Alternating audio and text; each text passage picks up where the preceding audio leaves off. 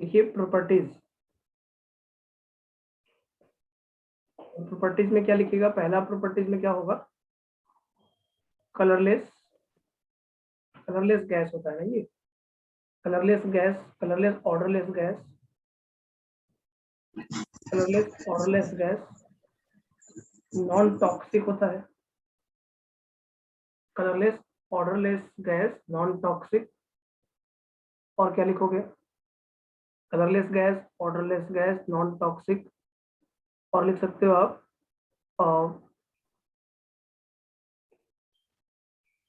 और भी लिख सकते हो, मतलब आप यहाँ पे लिख सकते हो हाईली इनसॉल्युबल इन वाटर ना, colourless gas, odourless gas, non toxic gas. और यहाँ पे लिख सकते हो इनसॉल्युबल इन वाटर। सर इसमें तो ऑक्सीजन है सर, तो ऑक्सीजन हाइड्रोजन के साथ बॉन्डिंग नहीं करेगा? नहीं, ऑक्सीजन हाइड्रोजन के साथ बॉन्डिंग, ऑक्सीजन हाइड्रोजन के साथ बॉन्डिंग का मतलब है जो नाइट्रोजन होता है, नाइट्रोजन क्या होता है, नॉन पोलर होता है, और वाटर क्या है, हाँ पोलर है ना, N2 नॉन पोलर हाँ होता है ना। तो अगर पोलर और नॉन पोलर मिलाओगे तो वो इनसॉल्युबल होगा ना, क्या होगा, वो इनसॉल्युबल नहीं होगा, insoluble in water, non toxic gas, odourless और कलरलेस गैस। ठीक है, क्लियर है। Yes sir. तो ये इसलिए है इनसॉल्युबल क्योंकि N2 नॉन पोलर होता है, N2 क्या होता है, नॉन पोलर होता है ना, N2 is non polar, N2 non polar है, जबकि वाटर क्या है, पोलर है ना। तो नाइट्रोजन गैस वाटर में इनसॉल्युबल दिखाएगा, क्या दिखाएगा, नाइट्रोजन गैस वाटर में इनसॉल्युबल दिखाएगा। तो आंसर होगा colourless gas, odourless gas, non toxic gas, insoluble in water. उसके बाद रिएक्शन विद H2, कुछ रिएक्शंस केमिकल प्रॉपर्टीज में हम लिख सकते हैं रिएक्शन विद H2। ठीक है, तो यहाँ पे आप नेक्स्ट लिखिएगा रिएक्शन विद H2, जिसको हैबर्स प्रोसेस बोलते हैं, क्या बोलते हैं, हैबर्स प्रोसेस। हाँ यहाँ पे लिखिएगा reaction with H2, reaction with H2 के साथ रिएक्शन कैसा होगा, इसको बोलते हैं हैबर्स प्रोसेस। क्या बोलेंगे, हैबर्स प्रोसेस, हैबर्स प्रोसेस। तो ये तो आपको पता भी होगा कि N2 H2 के साथ रिएक्ट करता है, N2 अमोनिया प्लस बनाता थ्री है। एच टू ये क्या बनाता है, 2NH3, N2 plus 3H2 give 2NH3। तो रिएक्शन विद H2 आप लिख सकते हो, जिसका नाम होता है हैबर्स प्रोसेस। ये पहला हो गया। दूसरा आता है रिएक्शन विद O2। नेक्स्ट आप लिखिएगा रिएक्शन विद O2, O2 के साथ रिएक्शन कैसा होगा बताएंगे आप, रिएक्शन विद O2, O2 के साथ रिएक्शन करके क्या बनाएगा ये, N2 two plus brown O2, gas. हाँ, N2 प्लस O2, ये NO बनेगा ना, NO, N2 plus O2 give NO, reaction with O2, reaction with H2। तीसरा आता है रिएक्शन विद मेटल, ये पढ़ाया हुआ है आपको, हमने पढ़ाया रिएक्शन विद मेटल। अब मुझे बताओ लिथियम N2 के साथ रिएक्शन करके क्या बनाएगा, लिथियम नाइट्राइड। लिथियम नाइट्राइड और सोडियम, सोडियम, सर नहीं, LiN3। सोडियम नहीं रिएक्ट करता सर यस इससे। यस यस, तो सोडियम नहीं रिएक्ट करेगा, Li plus N2 Li3N, yes sir. Sodium plus N2 no reaction, sodium plus N2 reaction नहीं करता है ना, ये पता है आपको। Yes yes. सर। और रिएक्शन विद H2 हो जी गया। सर। और सर इसके नीचे वाले? और इसके बाद तो नहीं, एस कोई नहीं ब्लॉक से करेगा। लिथियम रिएक्ट करता है, फिर बेरिलियम अगर रिएक्ट कर सकता है, बेरिलियम को आप करा सकते हो रिएक्शन, बी प्लस N2, यहाँ पे आप बना सकते हो B3N2, बी प्लस N2 की B3N2, ये बताया हुआ था, बेरिलियम वगैरह कर जाता है, यस सर। लिथियम नहीं, लिथियम करेगा और आगे वाले नहीं करेंगे, आगे वाले कोई भी रिएक्शन नहीं करेंगे। देख लो एक बार यहाँ तक सर रीजन क्या है? लिखवा है, एस ब्लॉक में देखो, इसकी हाइड्रेशन एनर्जी सबसे ज्यादा होती है। एस ब्लॉक में लिखवाया हुआ है। अच्छा हाँ सर, यस हाइड्रेशन है। इस ब्लॉक में आप देख लीजिए एक बार, वहां पे आपको ये पूरा लिखवाया हुआ है, इसको लिख लो पहले आप, इसको लिख लो, और एक रिएक्शन और लिख लो, रिएक्शन विद CaC2 लिख लो, कैल्शियम कार्बाइड का रिएक्शन। फोर्थ रिएक्शन लिख लीजिए, reaction with CaC2, calcium carbide का रिएक्शन। नेक्स्ट हेडिंग में लिख लीजिए reaction with calcium carbide CaC2। अब इसी CaC2 को N2 के साथ रिएक्ट करवाओ, CaC2 N2 के साथ रिएक्ट करके क्या बनाएगा, ये बनाता है, CaCN का होल ट्वाइस। हाँ CaCN2, इतना ही बनता है, CaCN2 बनता है, CaCN होल ट्वाइस नहीं, CaCN2 बनेगा, CH2 plus N2 give CaCN2 बनेगा। तो ये 2 रिएक्शंस एक्स्ट्रा है आपके लिए जो आपको याद रखना पड़ेगा। तो CH2 plus N2 give CaCN2, क्या बनेगा वो? CaCN2 बनेगा। बात समझ में आ रहा है क्या? ये बात क्लियर हो रहा है? इतना रिएक्शन Yes, सर sir, इसमें समझ CA, सर इसमें ये सर CaCN2 से CN होता है सर, जो CN ग्रुप होता है वो बनता है ना? नहीं, CaCN2 पूरा बनेगा, CaCN2 ट्वाइस, N ट्वाइस होगा, N2 ट्वाइस होगा। ये ऐसे बनेगा, ये ऐसे नहीं बनेगा कि जो CaCN ट्वाइस नहीं बनेगा, ये CaCN2 बनेगा। एक CaCN ट्वाइस होता है, वो दूसरी चीज है, ये अलग चीज है। तो ये बनेगा CaC2 plus N2 give CaCN twice, CN2 बनेगा। ये अलग से याद रखना पड़ेगा आपको। ये ऐसे पूछा तो नहीं जाता है बहुत ज्यादा, लेकिन हाँ तब भी एक बार इसको याद कर सकते हो आप। यहाँ पे मैं लिख देता हूँ, रिमेंबर रखना है, CaC2 plus N2 give CaCN2। Okay, इसको आप देख लेना एक बार रिएक्शन। क्लियर है बात? yes, sir. आइए, क्लियर है ना? तो यस सर। तो CaC2 और प्लस N2 CaCN ट्वाइस। ये कुछ रिएक्शन नाइट्रोजन वाला है, नाइट्रोजन वाला रिएक्शन समझ में आ गया? Herbert process. एकदम आ गया सर। हाँ, ये 4 रिएक्शन एक बार आपको देखना चाहिए, 4 रिएक्शन एक बार आपको देखना चाहिए। चारों रिएक्शन एक बार आप देखो और इसे लिख लो आप पहले। तो प्रॉपर्टीज भी क्लियर है, कलरलेस गैस है, ऑर्डरलेस गैस है, नॉन टॉक्सिक गैस है, और वाटर में क्या है? इनसॉल्युबल है। क्यों इनसॉल्युबल है? क्योंकि N2 गैस नॉन पोलर होता है। H2 के रिएक्शंस भी लिखे हुए हैं, रिएक्शन में O2 भी लिखा हुआ है। मेटल का रिएक्शन पहले पढ़ाया जा चुका है। जो S ब्लॉक के एलिमेंट्स होते हैं वो लिथियम सिर्फ रिएक्ट करता है और अदर अल्कली मेटल्स रिएक्ट नहीं करते। और अगर अल्कलाइन अर्थ मेटल्स की बात करें तो पूरे रिएक्ट कर जाते हैं, बेरिलियम, मैग्नीशियम, कैल्शियम, स्ट्रोंशियम और बेरियम। तो ये 4 रिएक्शंस आप एक बार देख लीजिए। नेक्स्ट रिएक्शन आता है, नेक्स्ट आता है अमोनिया। नेक्स्ट क्या आएगा? अमोनिया। सेकंड नंबर पे लिखो अमोनिया। अभी आपने क्या क्या पढ़ा? नेक्स्ट नंबर पे लिखिएगा अमोनिया। एक सेकंड रुकिएगा बेटा थोड़ा सा। नेक्स्ट नंबर अमोनिया, उसके पहले 1 मिनट रुकिएगा।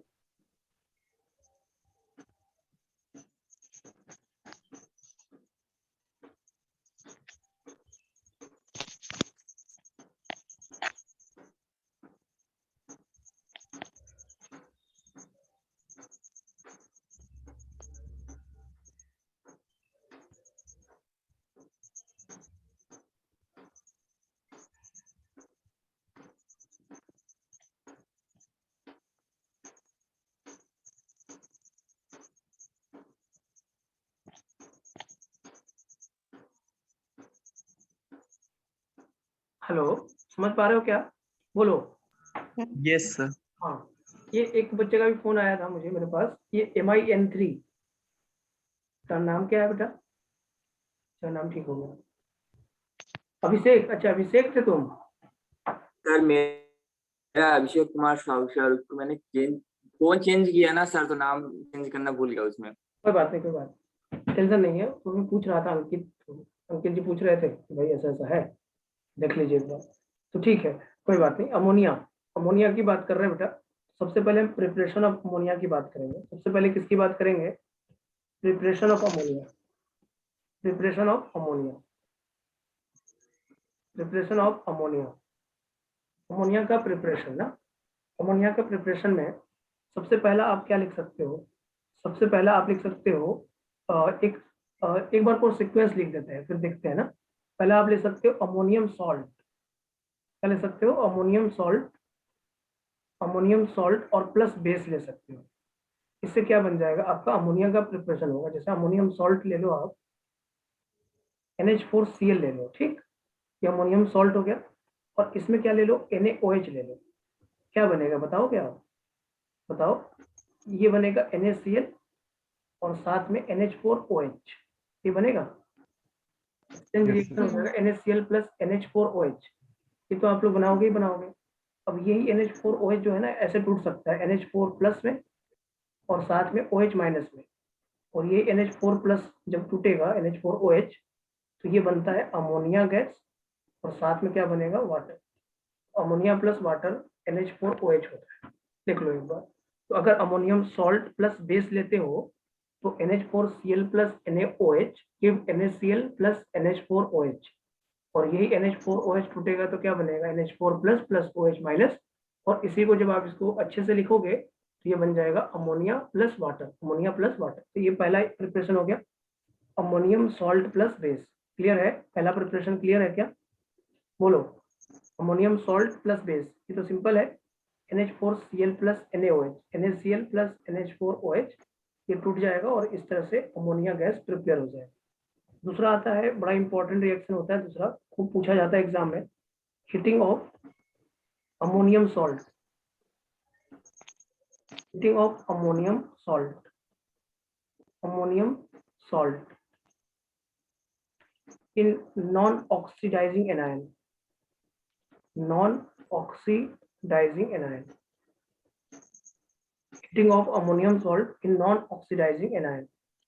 जैसे आप पढ़ते ही होंगे, याद भी होगा, नॉन ऑक्सीडाइजिंग एनायन का मतलब ये होता है जो खुद को ऑक्सीडाइज ना करे।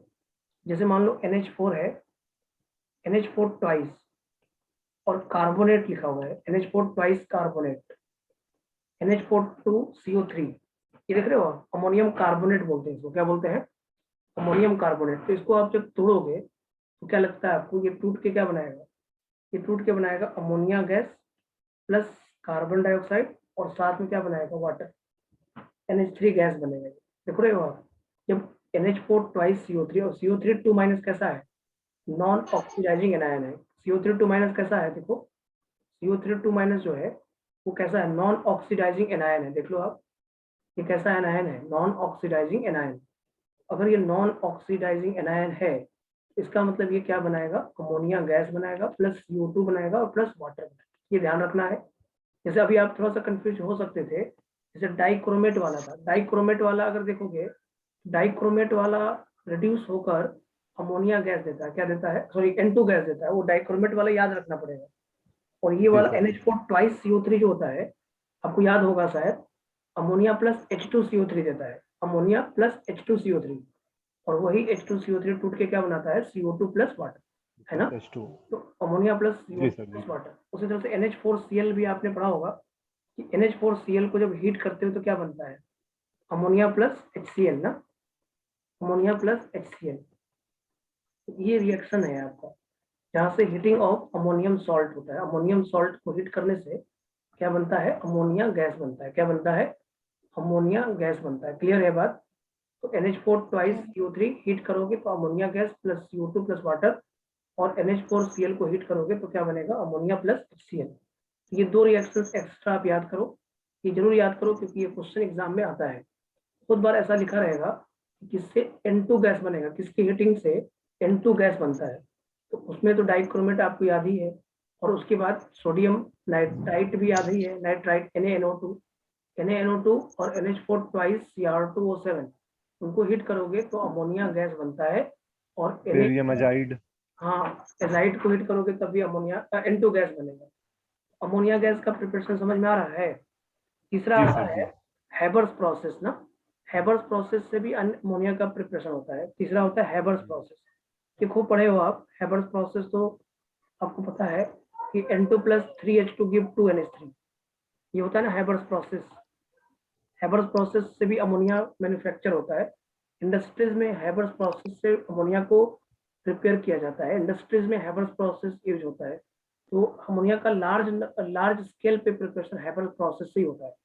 अमोनिया का लार्ज स्केल में प्रिपरेशन जो होता है वो होता है हैबर्स प्रोसेस। यहाँ पे आप ये भी लिख सकते हो लार्ज, यहाँ पे लिख सकते हैं manufacture of large scale, manufacture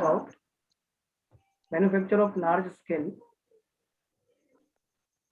manufacture of large scale, in large scale, manufacture in large scale, industries में होता है ये लार्ज स्केल में प्रिपेयर होता है आपका अमोनिया गैस। तो इसका रिएक्शन तो आपको पता ही होगा, N2 प्लस 3H2, और ये क्या बन जाएगा, 2NH3। और जब ये प्रोसेस होता है तो इसमें एनर्जी क्या होती है, रिलीज होती है, डेल्टा H नेगेटिव होता है। ये शायद पता है आपको, डेल्टा H नेगेटिव होता है। N2 gas plus 3H2 gas give 2NH3 gas, यहाँ पे डेल्टा H क्या होगा, नेगेटिव।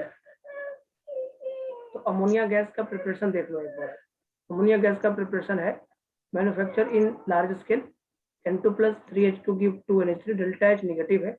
तो एक बात आपको याद है होगा कि अगर इसका फॉरवर्ड डायरेक्शन में प्रिपेयर करना है, फॉरवर्ड डायरेक्शन में जाना है, तो टेम्परेचर क्या रखना होगा, लो टेम्परेचर, और प्रेशर क्या रखेंगे, हाई प्रेशर। High pressure. ये आप लिच रे प्रिंसिपल से एक्सप्लेन कर सकते हो। लो टेम्परेचर इसलिए क्योंकि डेल्टा एच क्या है, नेगेटिव है, तो लो टेम्परेचर पे ये प्रिपेयर होगा, और प्रेशर क्या लेना पड़ेगा, हाई प्रेशर लेना। एक बार देख लो इस हाई प्रेशर, एक तो लिख लीजिए पहले आप। तो हैबर्स प्रोसेस से अमोनिया का प्रिपरेशन,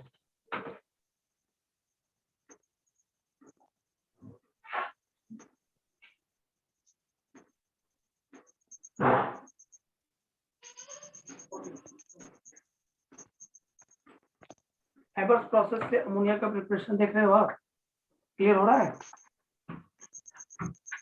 जी सर एकदम। उसके बाद अगला प्रिपरेशन देखेंगे।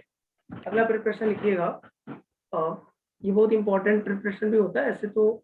आपके उसमें दिया होगा, मॉडल में क्वेश्चन दिया होगा, जैसे जिंक ले लो या एल्युमिनियम ले लो, ठीक है, जिंक ले लो, जिंक एल्युमिनियम, और इसके साथ बेस डाल दो NaOH, और इसमें नाइट्राइट या नाइट्रेट डाल दो, नाइट्रेट या फिर नाइट्रेट, नाइट्राइट और nitrate.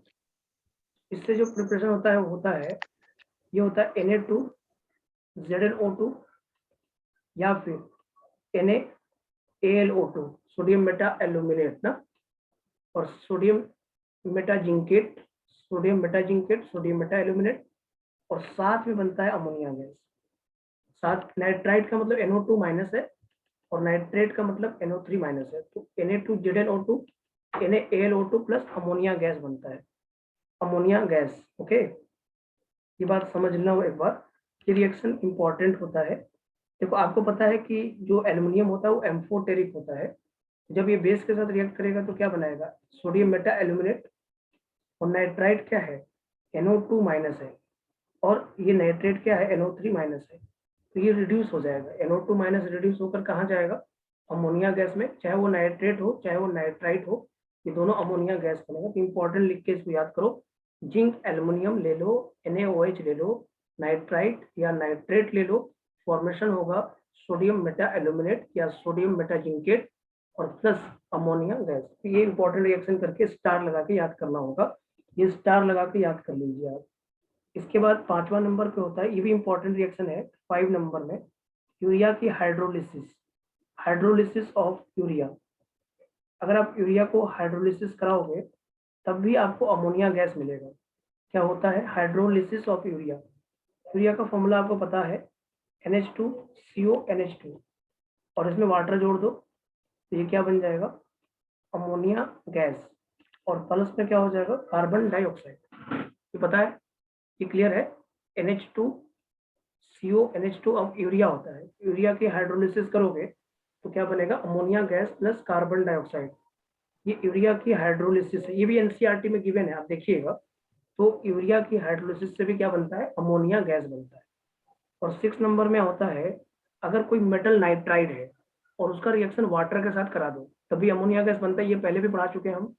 Metal nitride with water, metal nitride with water, metal nitride, metal nitride with water, metal 2 nitride, mole ammonia बनता है। हाँ, मेटल नाइट्राइड प्लस वाटर में, जैसे अभी आप मेटल नाइट्राइड एक Li3N भी देख रहे थे, Li3N प्लस वाटर, ये क्या बनाएगा, LiOH, और साथ में क्या बन जाएगा, अमोनिया गैस। उसी तरह से आप अगर B3N2 ले लेते हैं और वाटर के साथ रिएक्शन कराते हैं, ये क्या बनेगा, BOH ट्वाइस, और साथ में क्या बन जाएगा, अमोनिया गैस। देखो ये प्रिपरेशन वाला पार्ट है, 5-6 प्रिपरेशन लिखवाए हैं हम, एक बार उसको देखने की जरूरत है, बस एक बार देख लीजिए। अमोनियम सॉल्ट प्लस बेस, ये सिंपल सा रिएक्शन है, कोई बच्चा बना ही देता है। हीटिंग ऑफ अमोनियम सॉल्ट दो देख लीजिए, NH4Cl और NH4 ट्वाइस CO3, यही दो में से आता है क्वेश्चन ज्यादातर। हैबर्स प्रोसेस आपको पहले से पता है। हाइड्रोलिसिस ऑफ यूरिया, तो यूरिया का hydrolysis ammonia plus carbon dioxide देता है, और मेटल नाइट्राइड की हाइड्रोलिसिस भी पहले से पता है, तो ऐसी कोई प्रॉब्लम है नहीं फिर आपके लिए। मेटल नाइट्राइड की हाइड्रोलिसिस भी आपको पता है, इसका मतलब ये आपको रिएक्शंस कुछ कुछ पता है। ओके, इसके बाद प्रॉपर्टीज पे बात करें, ये प्रॉपर्टीज में क्या होता है, आप इसको लिखना चाहें तो पहले लिख लीजिए, फिर हम आगे की बात कर सकते हैं। प्रॉपर्टीज में क्या होगा, ये कलरलेस गैस होता है, कलरलेस गैस होता है, और इसका जो स्मेल होता है वो पंजेंट स्मेल होता है। कैसा स्मेल होता है? Pungent smell. और उसके बाद फिश लाइक। हाँ, तो फिश लाइक स्ट्रक्चर आप बोल सकते हैं, सही बात है। तो यहाँ पे आप लिख लीजिएगा पॉइंट वाइज प्रॉपर्टीज में पॉइंट वाइज लिख लीजिए। प्रॉपर्टीज में पॉइंट वाइज लिखिएगा कि ये जो होता है वो कलरलेस होता है, colourless gas with pungent smell, pungent smell ना, कलरलेस गैस होता है विथ पंजेंट स्मेल। और ये एक और पॉइंट लिखना होगा यहाँ पे कि जो ये करता है रेड लिटमस को ब्लू कर देता है, क्योंकि अमोनिया एक बेस होता है ना, तो turns red litmus in blue ना, यहाँ लिख सकते हैं आप टर्न्स रेड लिटमस ब्लू। ये पता है क्या आपको? बोलो, टर्न्स रेड लिटमस ब्लू। इसमें क्या होता है, जो अमोनियम हाइड्रोक्साइड होता है उससे अमोनिया गैस मिलता है, और अगर आप उसको लिटमस के साथ लाओगे, अमोनिया गैस एक बेस है, तो उस रेड लिटमस को क्या कर देगा? ब्लू कर देगा। क्या कर देगा? ये ब्लू कर देगा। ओके, क्लियर है? जी सर। Red Yes, sir. तो टर्न्स रेड लिटमस ब्लू, ये याद रखिएगा। और colourless gas with pungent smell. और उसके बाद एक पॉइंट और जोड़ दीजिएगा कि जो अमोनिया होता है उसके पास लोन पेयर होता है, it act as a Lewis base. Ammonia का अच्छा बेस भी होता है, आपको पता होगा। It act as a Lewis base. यहाँ पे आप क्या बोलिएगा? It act as a Lewis base. ये लिविस बेस की तरह एक्ट भी करता है। It act as Lewis base is very important. ये लिविस बेस की तरह एक्ट करता है, इसको लिख लीजिए पहले। कलरलेस गैस होता है with pungent smell, it act as a Lewis base, it act as a Lewis base. ठीक है क्या? सर ये वाटर में सोल्यूबल होता है सर? ये अमोनिया वाटर में खूब सॉल्युबल होता है। अमोनिया में हाइड्रोजन बॉन्डिंग होता है ना, तो अमोनिया वाटर में सॉल्युबल होगा ही होगा। अमोनिया में हाइड्रोजन बॉन्डिंग होता है, ये बात हमेशा पता रहेगा आपको। अमोनिया में हाइड्रोजन बॉन्डिंग होता है, इसलिए अमोनिया तो सॉल्युबल होगा ही नहीं, और क्योंकि टॉक्सिक में सर ये टॉक्सिक होता है क्या? टॉक्सिक, हाँ ले सकते हो। टॉक्सिक होता है शायद, ये मुझे मेरे हिसाब से तो लगता है टॉक्सिक होता है। अमोनिया गैस टॉक्सिक होता है, तो एक बार आप देख भी लेना ऐसे, लेकिन मेरे हिसाब से तो है लगभग। और ये सॉल्युबल होता है, ये तो फैक्ट है, क्योंकि अमोनिया पोलर होता है। और पोलर लाइक डिजॉल्व लाइक का कंसेप्ट से भी आप जाओगे तब भी होगा। तो ammonia gas is soluble in water. Ammonia gas क्या होता है? वाटर में सॉल्युबल भी होता है। क्यों? तो ये भी लिख लो आप, पॉइंट वाइज ही करना है तो लिख लीजिए। यहाँ पे एक पॉइंट और लिख लीजिए, अमोनिया गैस जो होता है is soluble in water. Ammonia gas is soluble in water. क्यों होता है? क्योंकि अमोनिया पोलर होता है। Hydrogen bonding. और ये हाइड्रोजन बॉन्डिंग भी जोड़ सकते हो, because ammonia is polar. NH3 is polar because ammonia is polar. Clear? अभी थोड़ा सा बेसिक नेचर को समझा जाए, अमोनिया का बेसिक नेचर कैसा होता है, किस तरह से ये बेसिक नेचर में काम करता है ना। बेसिक नेचर लिखो, basic nature of ammonia. Ammonia का बेसिक नेचर कैसे काम करता है वो मेरे साथ देखेंगे आप, क्योंकि वो इंपॉर्टेंट होने वाला है आपके लिए। बेसिक नेचर ऑफ अमोनिया लिखिए। नेक्स्ट हेडिंग दीजिएगा, basic nature of ammonia. Basic nature of ammonia, ये आपके एनसीईआरटी में भी दिया हुआ है, बहुत important reaction. Basic nature of ammonia देखिएगा, जो NH4 होता है, NH3 जो होता है वो NH4 plus plus OH minus के फॉर्म में रहता है। अगर आप देखोगे तो is very important reaction. Ammonia किस फॉर्म में रहता है? NH4 प्लस के फॉर्म में आ सकता है ना। जैसे अगर अमोनिया लेते हो आप और इसका रिएक्शन वाटर से कराते हो, क्या बनेगा? ये NH4 प्लस बनेगा और प्लस OH माइनस बनेगा। सही होता है ना? NH4 plus yes sir. OH minus, इसमें तो कोई डाउट नहीं होगा आपको। NH4 plus plus OH minus. अब उसके बाद अगर आप इसको किसी मेटल के साथ रिएक्शन करवाओगे, तो मेटल के साथ रिएक्शन करवाओगे तो Mn प्लस मान लो, Mn प्लस ले लो, कोई मेटल ले लो, Mn प्लस ले लो, Mn प्लस ले लो, और इसमें आप NH4OH का रिएक्शन करवाओगे, बताओ क्या बनेगा? ये क्या बनाएंगे आप? Mn प्लस प्लस NH4OH क्या बनेगा? बताओ, सोचो थोड़ा सा। जैसे मैं Pb प्लस ले लो। हाँ, क्या बोल रहे हो बेटा? NH4 निकल जाएगा, उधर से MnOH। हाँ, MOH ट्वाइस बन जाएगा और प्लस NH4 प्लस बन जाएगा ना। MOH twice Yes. बन जाएगा और प्लस, जैसे Pb प्लस 2 प्लस NH4OH, तो क्या बनेगा? PbOH ट्वाइस नहीं बनेगा? PbOH ट्वाइस बनेगा कि नहीं बनेगा? बोलो। PbOH Yes, twice sir. बनेगा। जी सर जी। तो अगर मान लो यहाँ पे अगर Pb प्लस ऐसे एकदम सिंपल वाले रिएक्शन देखो, Mn plus plus NH4OH minus, तो NH4 प्लस और OH माइनस, प्लस के साथ माइनस वाला जाएगा, तो ये बन जाएगा। अब इस तरह से आपका बन जाएगा क्या, PbOH ट्वाइस ना। यहाँ पे अगर आपका ये थोड़ा ध्यान से समझिएगा, थोड़ी सी बातें और है इसमें। Mn प्लस प्लस NH4OH अगर आप लेते हैं तो रिएक्शन से प्रोडक्ट जो बनेगा वो बनेगा MOH, और यहाँ पे माइनस है तो MOHN बन जाएगा, क्योंकि N प्लस लिया है ना। MOHN एक प्रेसिपिटेट बनेगा। क्या बनेगा ये, प्रेसिपिटेट बन जाएगा। क्या बन जाएगा, प्रेसिपिटेट। अब यहीं पे अगर आप मान लो Pb प्लस 2 लेते तो Pb प्लस 2 प्लस NH4OH क्या बनाएंगे आप, बताइए। आप PbOH ट्वाइस का क्या बनाइएगा, प्रेसिपिटेट। PbOH twice precipitate. क्या बनाएगा, प्रेसिपिटेट। और अगर मान लो यहाँ पे Cu लेते तो क्या बनता, Cu लेते तो क्या बनता, Cu2, CuH का होल ट्वाइस। हाँ Cu प्लस 2 और प्लस NH4OH, ये बनता CuOH ट्वाइस का प्रेसिपिटेट। क्या बनता है ये, CuOH ट्वाइस का प्रेसिपिटेट। ये बातें तो क्लियर होगा, लेकिन यहीं पे एक छोटा सा बात और होता है। अगर मान लीजिए एक्सेस में अमोनिया लेते हैं, in the excess of ammonia ना, अमोनिया का एक्सेस में लेना एक कॉम्प्लेक्स फॉर्मेशन देता है। क्या देता है, कॉम्प्लेक्स फॉर्मेशन देता है। तो अगर आप एक्सेस ऑफ अमोनिया लेते हैं, in excess of ammonia, ammonia का एक्सेस में लेना, इन एक्सेस ऑफ अमोनिया लेते हैं तो ये कॉम्प्लेक्स फॉर्म करता है। क्या फॉर्म करता है, कॉम्प्लेक्स फॉर्म करते हैं। ध्यान रखिएगा, ये बहुत इंपॉर्टेंट रिएक्शन है। इन केस ऑफ अमोनिया ये फॉर्मेशन किसका करेगा, कॉम्प्लेक्स का। जैसे आप जानते हो कि अगर Cu प्लस 2 लेते हैं बेटा और इसमें 4 मोल ऑफ NH3 लेते हैं तो ये कॉम्प्लेक्स फॉर्म करता है CuNH3 4 और प्लस 2। देखो अगर कहीं पे लिखा हो कि अगर एक्सेस अमोनिया ले रहा है कॉपर प्लस 2 के साथ, अगर आपको कुछ नहीं लिखा है तो आप CuOH ट्वाइस का प्रेसिपिटेट बना सकते हैं। लेकिन अगर क्वेश्चन में लिखा है एक्सेस ऑफ NH3 तो उसको कॉम्प्लेक्स फॉर्मेशन करिएगा। 4 अमोनिया एक्सेस ही तो है, देखो 4 अमोनिया लिया है मतलब एक्सेस है ना। अगर एक्सेस में लीजिएगा, या फिर आप ऐसे बोल देगा, ऐसे बोल सकता है आपसे कि अगर OH माइनस का कंसंट्रेशन हम बढ़ा देंगे तो रिएक्शन किधर जाएगा, बैकवर्ड डायरेक्शन जाएगा, तो अमोनिया क्या हो जाएगा, बढ़ जाएगा ना, है या नहीं।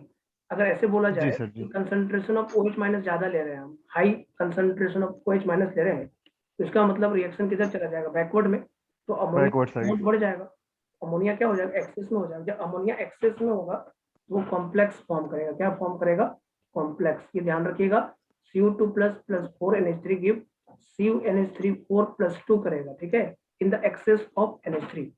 और अगर यही NCERT में एक और रिएक्शन लिखा है Ag प्लस के साथ, Ag प्लस के साथ यहाँ पे 2NH3 की बात करा है, क्योंकि Ag होता है वो आपको पता होगा कि जो कॉपर फैमिली के Ag वाले एलिमेंट्स होते हैं, Ag प्लस 1 स्टेबल होता है।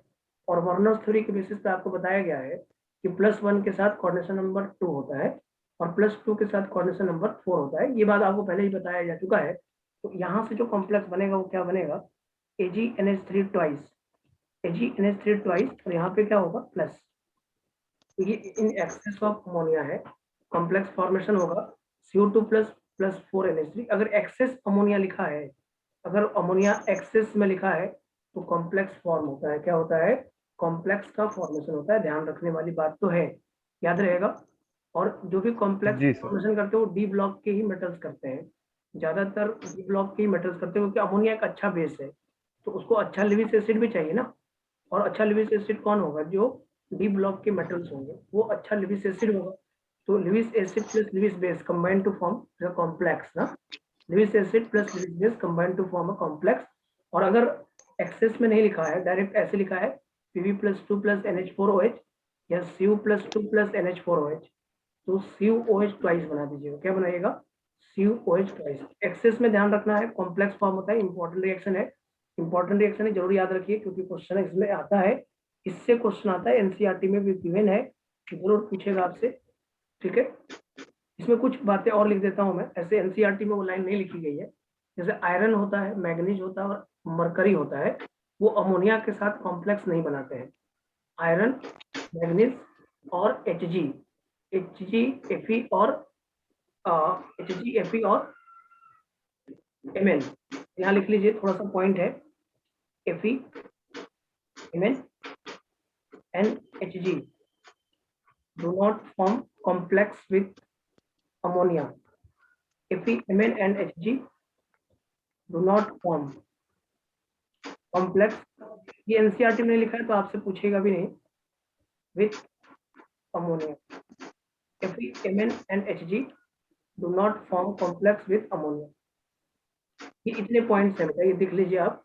In excess of ammonia complex form होता है, in excess of ammonia complex form होता है। ओके, क्लियर है? जी सर Yes. एकदम ठीक सर। याद रखिएगा जरूर, क्योंकि ये क्वेश्चन आपके मॉड्यूल में भी है और आपसे पूछा भी जाएगा।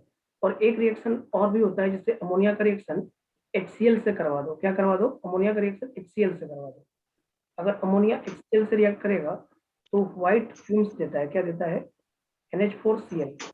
इसको बोलते हैं व्हाइट फ्यूम्स, इसका नाम होता है हाँ ये white भी fumes। क्वेश्चन आया था, यस सर। तो व्हाइट फ्यूम्स ये होता है, जैसे आप इसको क्या करते हो, जैसे इस टेस्ट ट्यूब में अमोनिया गैस लेते हो और उस अमोनिया गैस के साथ HCl का एक रॉड, ग्लास रॉड लेकर उस पर HCl लगा दिया जाता है और उसके बाद जो अमोनिया गैस उससे जब रिएक्ट करता है तो एक व्हाइट फ्यूम्स बनता हुआ दिखाई देता है। वहाँ व्हाइट फ्यूम्स बोलते हैं, NH4Cl। तो NH3 plus HCl give NH4Cl और उसको बोलते हैं व्हाइट फ्यूम्स। याद रखिएगा, इंपॉर्टेंट रिएक्शन है, यह भी क्वेश्चन एग्जाम में आता है। डायरेक्ट क्वेश्चन आएगा, बहुत सिंपल आएगा, बहुत हार्ड नहीं आएगा, थोड़ा सा याद रखने की जरूरत पड़ेगी। Ammonia plus HCl give NH4Cl, उसको बोलते हैं व्हाइट फ्यूम्स। क्लियर है? जी सर एकदम। ये क्लियर हो गया। अब ये जरूर याद रखिए, व्हाइट फ्यूम्स वाला और कॉम्प्लेक्स का फॉर्मेशन वाला अमोनिया बेस होता है, ये बात आपको पता है क्योंकि अमोनिया के पास लोन पेयर है इसीलिए। अब इसमें आइडेंटिफिकेशन ऑफ अमोनिया के एक आइडेंटिफिकेशन ऑफ अमोनिया होता है, ये बहुत इंपॉर्टेंट है। Identification of ammonia, identification of ammonia is very important, लिख लीजिए यहाँ पे, लिखिएगा very important. Identification of ammonia बहुत ज्यादा इंपॉर्टेंट है। ये नेशनल रिएजेंट से इसको किया जाता है आइडेंटिफाई। नेशनल रिएजेंट, इसको क्या बोलते हैं? National reagent. नेशनल रिएजेंट सुना है कभी नाम? हाँ Yes, सर, मैंने- जिसमें यस सर। एक हाइड्रोजन होता है क्या? नहीं, नेशनल रिएजेंट में थोड़ा सुनिएगा, इसका फॉर्मूला पहला क्वेश्चन तो यही होता है कि बताइए इसमें नेशनल रिएजेंट कौन है। नेशनल रिएजेंट होता है K2HgI4, K2HgI4 और साथ में लेते हैं OH माइनस, बेसिक नेचर में लेके काम किया जाता है। K2HgI4 प्लस OH माइनस, ये होता है national reagent K2HgI4 plus OH minus. और इसी से टेस्ट होता है अमोनिया का, इसी से टेस्ट होता है अमोनिया का। ठीक है, तो नेशनल रिएजेंट K2HgI4 और प्लस OH माइनस और इसी में डाल दोगे अमोनिया, तो ये फॉर्म करता है एक कॉम्प्लेक्स। इस तरह से फॉर्मेशन होता है। आप देख लीजिए पहले, K2HgI4 plus OH minus plus ammonia, ये बनता है HgO। अभी मैकेनिज्म बता देंगे इसका।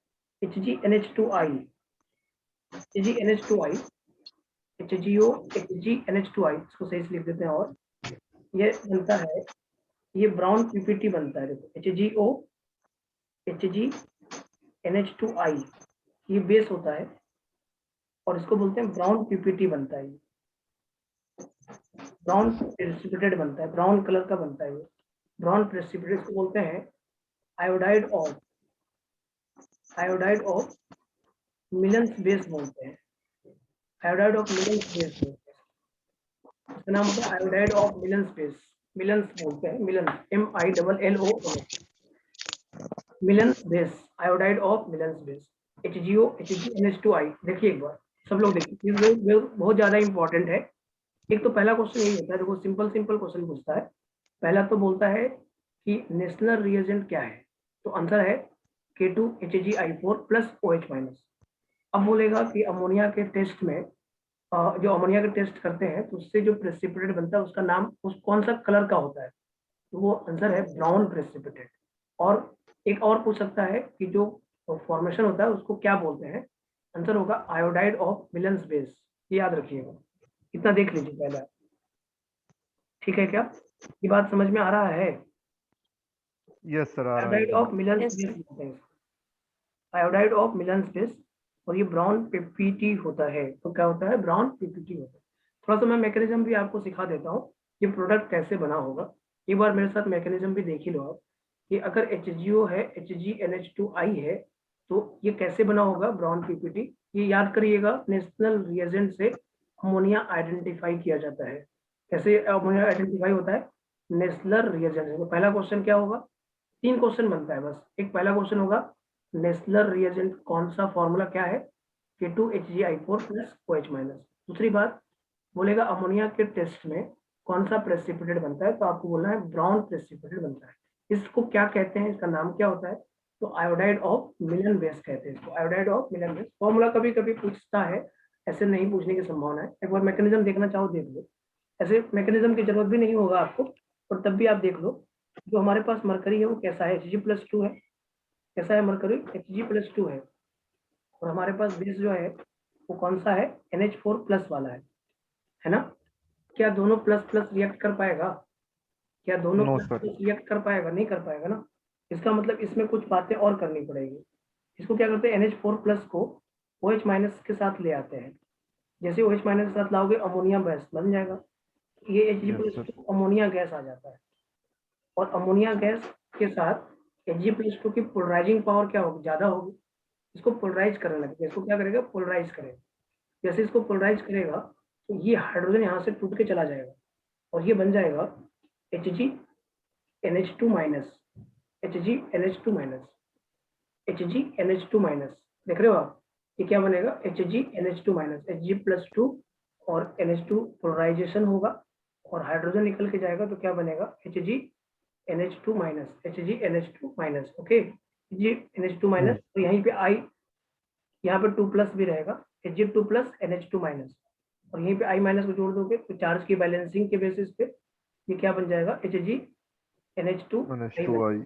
पहला बन गया। तो उसी तरह से सेम Hg2+ को OH- के साथ ले आओ, Hg+2 को OH- के साथ लाओगे तो फिर से ये वाला पोलराइज करेगा एक दूसरे, तो यहाँ से फिर से हाइड्रोजन निकल जाएगा, और क्या बन जाएगा, Hg2+ और O-2। ये क्या बन गया, HgO। देख रहे हो आप, ये प्रोडक्ट क्या बन गया, HgO, HgNH2I, HgO, HgNH2I। तो ये मैकेनिज्म होता है इसका, इस तरह का मैकेनिज्म होता है। ये मैकेनिज्म है जो आपको जरूरत में नहीं है।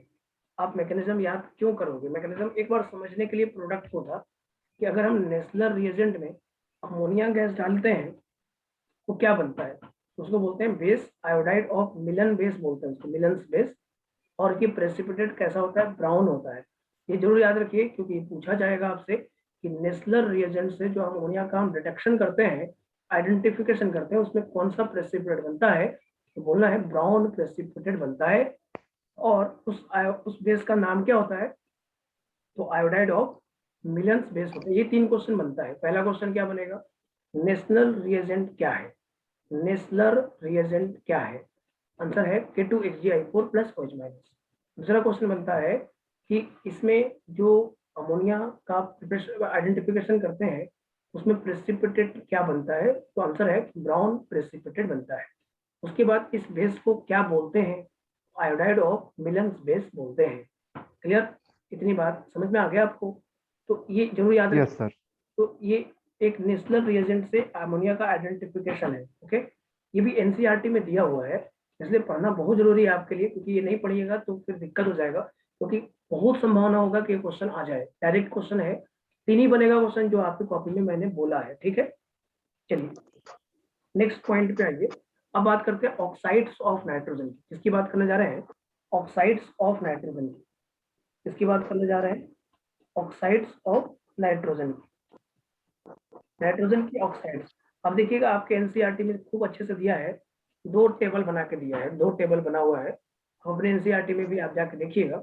तो ऑक्साइड्स ऑफ नाइट्रोजन में आपके पास जो ऑक्साइड्स होता है वो होता है N2O होता है, NO होता है, उसके बाद हाँ N2O3 होता है, NO2 भी होगा, NO2 भी होगा, तो फिर N2O4 होगा और N2O5 होगा। ये ऑक्साइड्स ऑफ नाइट्रोजन। हमें इनके बारे में क्या क्या पढ़ना है, इनके बारे में हम सर क्या, NO3 भी तो होता है ना, NO3 कैसे होगा, NO3- होगा, yes sir. Oxides of nitrogen, हमने ऑक्सी एसिड ऑफ नाइट्रोजन नहीं लिखा है, एक ऑक्सी एसिड ऑफ नाइट्रोजन होती है, NO3 माइनस आप बोल रहे हो ना, वो HNO3 है, HNO3 is the oxy acid ना, हम ऑक्साइड्स ऑफ नाइट्रोजन लिख रहे हैं, oxides of nitrogen N2O, NO, N2O3, NO2, N2O4, N2O5। तो सुन लो आप क्या क्या पढ़ेंगे।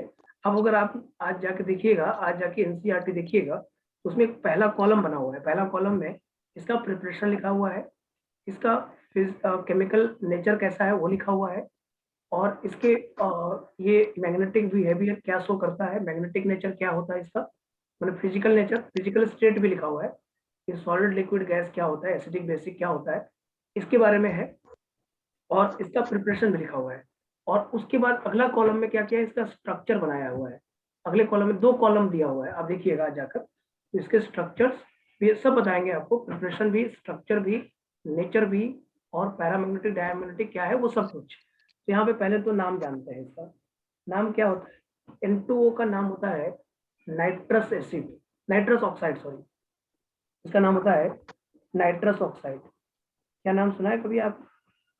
नाइट्रस ऑक्साइड को NCERT में भी लिखा हुआ है नाइट्रोजन, नाइट्रोजन इसका +1 ऑक्सीडेशन स्टेट, इसलिए इसको बोलते हैं nitrogen 1 oxide, nitrogen 1 oxide, nitrogen 1 oxide. इसको देखो, इसको बोलते हैं नाइट्रिक ऑक्साइड, NO को क्या बोलते हैं, नाइट्रिक ऑक्साइड, इस NO को क्या बोलते हैं, नाइट्रिक ऑक्साइड, और इसका नाम क्या होता है, नाइट्रोजन 2 ऑक्साइड। ठीक है बेटा, ये बात समझ में आ रहा है यहाँ तक? Yes, जी sir. सर जी। नाम है जो कि आपको याद है, ये नाइट्रोजन 2 ऑक्साइड होता है, second oxide, nitrogen 2 oxide. N2O3 को देखो ऐसे नाइट्रोजन 3 ऑक्साइड बोल देते हैं, क्योंकि N2O3 में चार्ज क्या है, +3 है ना, इसलिए इसको नाइट्रोजन 3 ऑक्साइड बोल देते हैं। और ये आपका +4 है, ये +5 है, इसको क्या बोलेंगे, नाइट्रोजन 3 ऑक्साइड, और इसी को एनहाइड्राइड भी बोल सकते हैं, इसको क्या बोलते हैं, नाइट्रोजन 3 ऑक्साइड, डाई नाइट्रोजन, यहाँ पे डाई नाइट्रोजन लगा लीजिएगा, die nitrogen 3, die nitrogen 3 oxide, रुक जाइएगा बेटा थोड़ा सा, डाई नाइट्रोजन 3 ऑक्साइड, ये NCERT में भी लिखा हुआ है, डाई नाइट्रोजन 3 ऑक्साइड। NO2 को क्या बोलेंगे, nitrogen 4 oxide, nitrogen 4 oxide, okay. और N2O4 को क्या बोलोगे, डाई नाइट्रोजन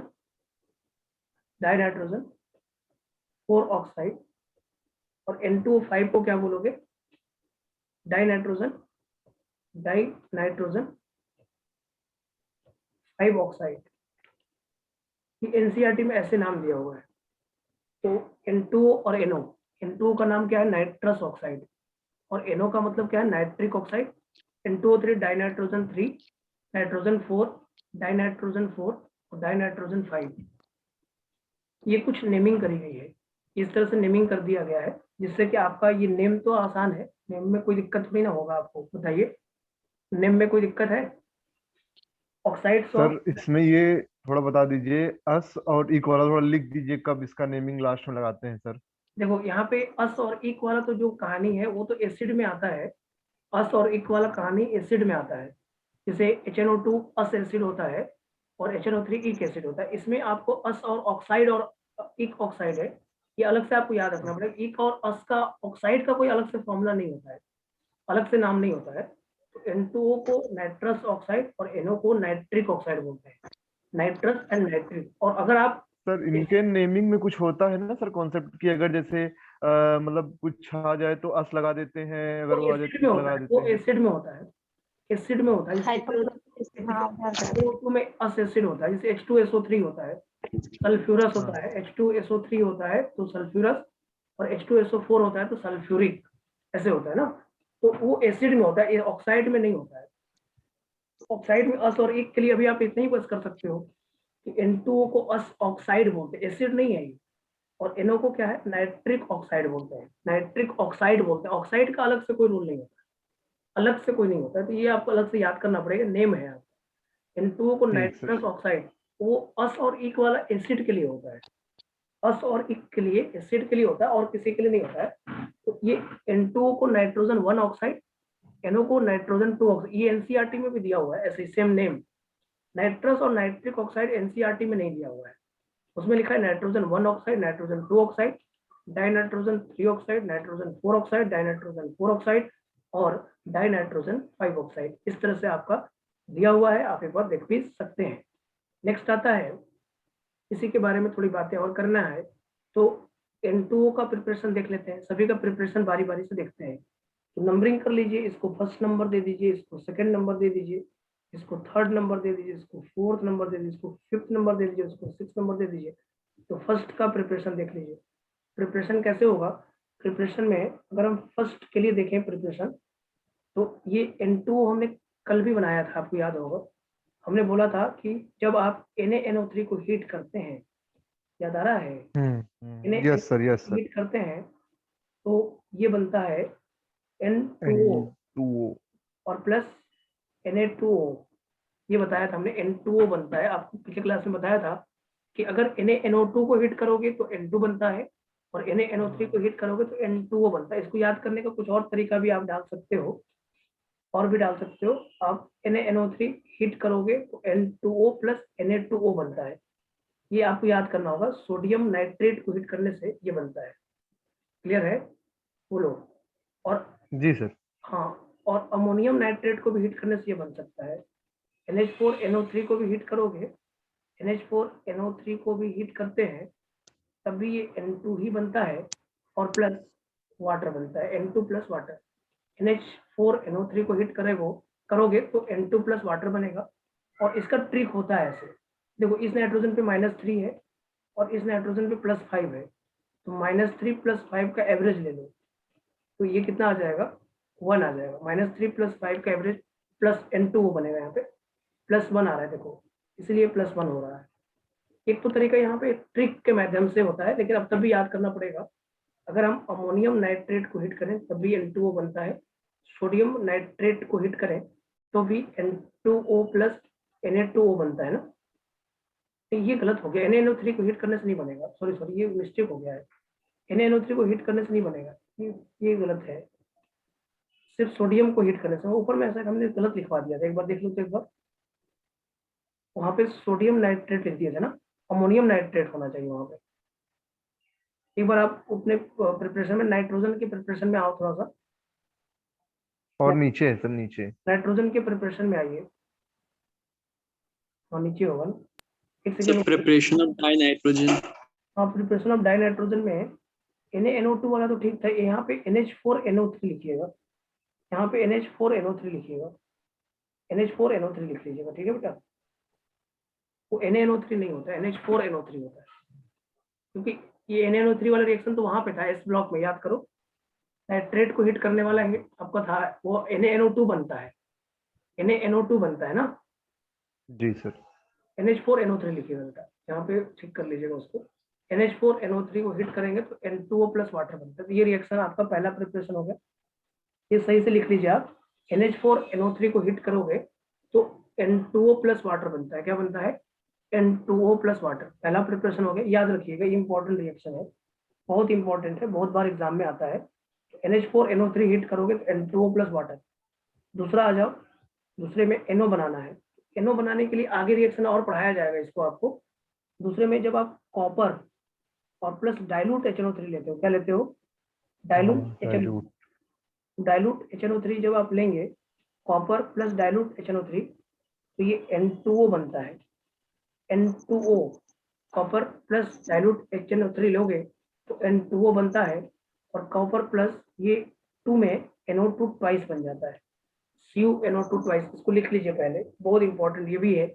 सेकंड नंबर भी इंपॉर्टेंट है, आपके एनसीईआरटी में भी दिया हुआ है।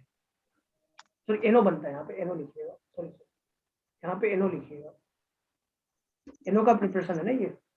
तो copper plus dilute HNO3 NO बनता है। ये रिएक्शन अभी लिखवाएंगे भी हम आपको, जब हम नाइट्रिक एसिड पढ़ाएंगे तो लिखवाएंगे। तो ये एक रिएक्शन और एक्स्ट्रा होगा, तो कुछ रिएक्शन तो याद करना ही पड़ेगा आपको, और उसका कोई उपाय होता नहीं है, बिना याद किए तो काम नहीं चलेगा। कॉपर और डाइल्यूट HNO3, ये रिएक्शन वहां पे आएगा, अभी प्रिपरेशन बता रहे हैं इसलिए आपको यहाँ पे इतना ही बताएंगे। कि copper plus dilute HNO3 NO बनता है और प्लस CuNO2 ट्वाइस बनता है। Copper plus dilute HNO3 NO बनता है, क्या बनता है? NO बनता है, याद रहेगा, बोलो। ये दूसरा प्रिपरेशन है, ये भी याद रखना है, अभी याद रख लो, फिर आगे की बात जब हम करेंगे तो फिर हम आपको इसको बताएंगे। तीसरा है N2O3 का प्रिपरेशन। N2O3 में क्या करते हैं, जब NO को NO2 से मिला दोगे आप, NO2 को NO2 से मिला दोगे, NO को NO2 से मिला दोगे, -23 डिग्री सेल्सियस होता है इसका टेम्परेचर, ये NCERT में मेंशन है। तो ये बनता है N2O3, NO plus NO2 give N2O3 -23 degree Celsius. आपके उसमें गिवन है 250 केल्विन। 250 केल्विन का मतलब होता है -23 डिग्री सेल्सियस। आप NCERT देखिएगा तो NO plus NO2 -23 degree Celsius give N2O3। ये याद रखने वाली बात तो है, याद रख पाओगे क्या? अभी याद रखना ही पड़ेगा, और कुछ रिएक्शन तो याद करना ही पड़ता है, उसका कोई रूल्स नहीं होते हैं कि रूल्स के बेसिस पे सब बन रहा है। सबके रूल्स नहीं होते, कुछ रूल्स मिलेंगे आपको आगे, कुछ रूल्स मिलेगा, लेकिन तब भी एक बार आपको याद करिए, NH4NO3 को हीट करोगे तो N2O प्लस वाटर बनेगा, कॉपर प्लस डाइल्यूट HNO3 करोगे NO प्लस CuNO3 ट्वाइस बनेगा, NO को जोड़ोगे तो N2O3 बनेगा। इसके बाद फोर्थ नंबर आता है। नेक्स्ट फोर्थ नंबर की अगर हम बात करें, फोर्थ नंबर में अगर आप लिखोगे तो फोर्थ नंबर में क्या होगा, इसको देखिए। सबसे पहले फोर्थ नंबर में हमारा प्रिपरेशन है NO2 का। NO2 का प्रिपरेशन कैसे करोगे आप? NO2 का प्रिपरेशन आप कर सकते हो कॉपर PbNO3 ट्वाइस को हीट कर दो। PbNO3 ट्वाइस को हीट करोगे, ये बनता है PbO और प्लस NO2 प्लस O2। ये रिएक्शन भी इस ब्लॉक में मिल रहा था आपको, PbO plus NO2 plus O2। एक बार देख लीजिए सब लोग, ये PbNO3 ट्वाइस को हीट करोगे तो ये बनता है, वी हीटिंग इफेक्ट है, थोड़ा सा याद करना पड़ेगा आपको, और इसका दूसरा उपाय नहीं है कि PbNO3 ट्वाइस को हीट करोगे तो अगला प्रिपरेशन हो जाएगा PbO plus NO2 plus O2। PbO sir plus, इसमें एक ये भी होता है ना, कॉपर को जब कॉन्क HNO3 के साथ हिट वही करते हैं वही तब वही भी लेने NO2 जा रहा बनता है, है। कॉपर और जिंक। कॉपर और जिंक अगर आप कंसंट्रेटेड HNO3 के साथ लेते हैं, कंसंट्रेटेड HNO3 के साथ लेते हैं तो NO2 बनता है, NO2 बनता है, और साथ में ये Cu और NO3 ट्वाइस बनता है, NO2 बनता है। कंसंट्रेटेड HNO3 लोगे तो NO2 बनेगा। कॉपर या जिंक कोई भी ले सकते हो, कॉपर और zinc plus concentrated HNO3 NO2 बनता है। ये सब याद ही करना पड़ेगा, ये नाइट्रिक एसिड में फिर पढ़ाएंगे आपको। नाइट्रिक एसिड पे एक बार फिर से ही आएगा और उसमें पूरा एक सीक्वेंस लिखवा देंगे, और फिर बाद में बोलेंगे वो याद करिएगा, क्योंकि यही क्वेश्चन आएगा एग्जाम में, यही क्वेश्चन आता ही है एग्जाम में। जहाँ पे अगर नाइट्रोजन फैमिली का कोई क्वेश्चन आएगा तो वो कंसंट्रेटेड HNO3 और डाइल्यूट HNO3 का रिएक्शन वाला आता है, तो ये जरूर याद रखिए। PbNO3 ट्वाइस को हीट करोगे तो ये दोनों रिएक्शन बहुत इंपॉर्टेंट है, ये दोनों रिएक्शन बहुत इंपॉर्टेंट है। इसको आप देख लीजिए, P4NO3 ट्वाइस को हीट करने से क्या बनता है, PbO plus NO2 plus O2 बनता है। क्या बनता है? PbO plus NO2 plus O2, और कंसंट्रेटेड HNO3 कॉपर और जिंक लेकर करोगे तो NO2 प्लस CuNO3 ट्वाइस बनेगा। रिएक्शन है, याद करना पड़ेगा, रिएक्शन है, याद करना पड़ेगा। जहां जहां से रिएक्शन मिल रहा है उसे उसे तो याद करना ही पड़ेगा, इसका दूसरा कोई ऑप्शन नहीं है आपके पास। एक बार आप उसको रीड करिए, याद करिए, 2 बार लिखिए, याद हो जाएगा। तो वही ऑप्शन ही है आपके पास, दूसरा ऑप्शन नहीं है, क्योंकि हर एक जगह पे सीक्वेंस एक जैसा नहीं चलता है। अगर हर एक जगह पे सीक्वेंस एक जैसा चलता है तो मैं आपको रूल्स लिखवा देता, लेकिन रूल्स लिखवाने का कोई मीनिंग नहीं आ रहा है। अब देखो, PbNO3 ट्वाइस को हीट करोगे तो ये बनता है, अब कंसंट्रेटेड HNO3 लोगे तो NO2 बनता है, तो ये याद ही रखना पड़ेगा, अल्टीमेटली ये याद ही रखना पड़ेगा, दूसरा कोई उपाय नहीं है। और N2O4 के प्रिपरेशन में ज़्यादा मेहनत नहीं है, आप डाइमराइजेशन करा दो NO2 का तो ये N2O4 बन जाएगा। N2O4 के प्रिपरेशन में NO2 को डाइमर कर दो तो N2O4 बन जाएगा। और 6 नंबर में N2O5 का प्रिपरेशन जो होता है, N2O5 का जो प्रिपरेशन होता है वो होता है, बेटा आप लोग पता होगा शायद, HNO3 ले लो और इसके साथ एक डिहाइड्रेटिंग एजेंट ले लो P2O5, इसको डिहाइड्रेटिंग बोलते हैं। डिहाइड्रेटिंग क्या करता है, वाटर निकाल देगा और ये बना लेगा HPO3 और साथ में N2O5। ये भी आपको NCERT में दिया हुआ है, डिहाइड्रेटिंग एजेंट होता है, डिहाइड्रेटिंग एजेंट। ये यहाँ पे आपका HNO3 P2O5 HPO3 plus N2O5 बनाता है, HPO3 प्लस N2O5 बनाता है। ठीक है, ये 6 प्रिपरेशन आपके सामने आ गए हैं, 6 प्रिपरेशन आपके सामने आ गए हैं, देख लो एक बार सभी बच्चे देख लीजिए। 1 2 3 4 5 6 थोड़ा इंपॉर्टेंट है भाई, प्रिपरेशन एनसीईआरटी में दिया हुआ है इसलिए इंपॉर्टेंट मानते हैं हम लोग, क्योंकि एनसीईआरटी में नहीं दिया होता तो फिर जरूरत नहीं पड़ता। लेकिन कोई भी रिएक्शन बहुत ज्यादा टिपिकल नहीं है जिसको याद नहीं किया जा सकता। एक अमोनियम नाइट्रेट को हीट करने से N2O बनता है, ये आपको पता है। उसके बाद कॉपर डाइल्यूट HNO3 से NO बनता है, NO प्लस NO2 N2O3 बनता है। PbNO3 ट्वाइस को हीट करोगे तो NO2 बनता है, और कंसंट्रेटेड HNO3 लेकर कॉपर और जिंक लेते हैं तो भी NO2 बनता है। और N2O4 का प्रिपरेशन उसी NO2 का डाइमेराइजेशन करने से होता है, और N2O5 का प्रिपरेशन उस HNO3 को डिहाइड्रेटिंग एजेंट P2O5 के साथ लाने से होता है। तो ये बात आप पांचों 6 का प्रिपरेशन देख लो, पहले 6 प्रिपरेशन देख लिया आप, क्लियर हो गया?